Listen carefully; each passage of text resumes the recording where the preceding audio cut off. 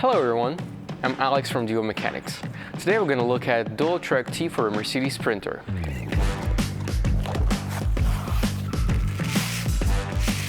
We'll talk about dimensions, load rates, use cases. I'll show you what attachments and accessories you can use it with. And we did a bending test under the load over the limit on these rails. So stick until the end. What makes DualTrack-T different? Couple of things. First, combination of 25mm T-slot and L-track.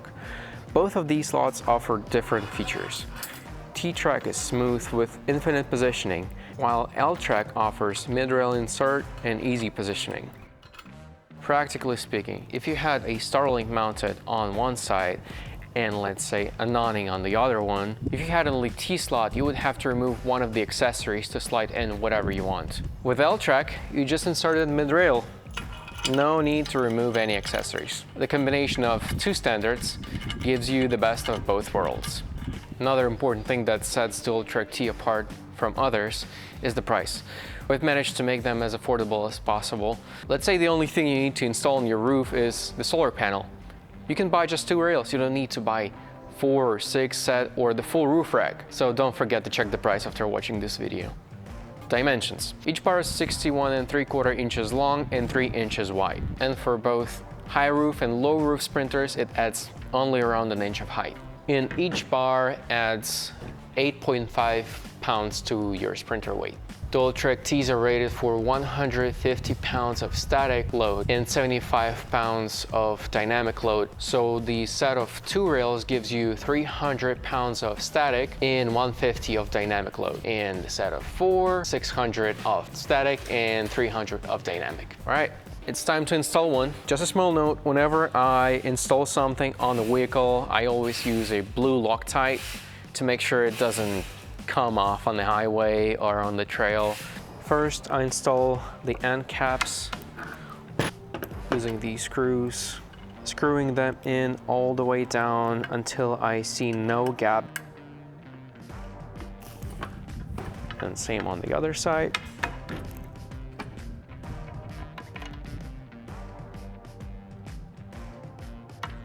Now I flip the rail, slide in 2 20mm T-bolts.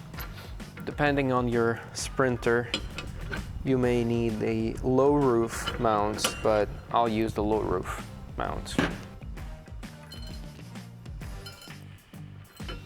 I screw on nuts all the way until the moving of the mount will need a slight force that's needed to adjust the distance between the mounts on the roof.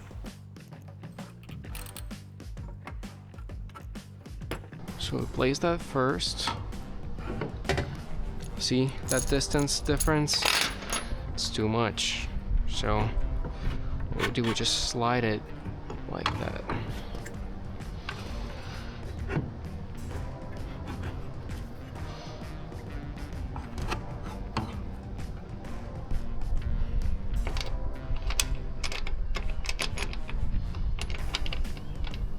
And one on the other side.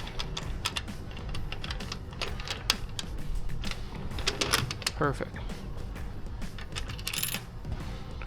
I don't screw them on fully yet, just making sure it doesn't come off.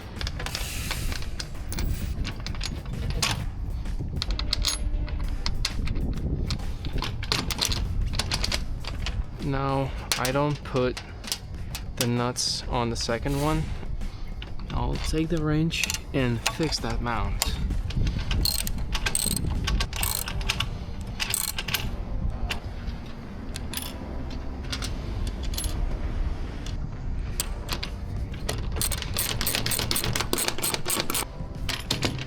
Doesn't come off. Perfect. Now we unscrew this side. And make sure it doesn't move too.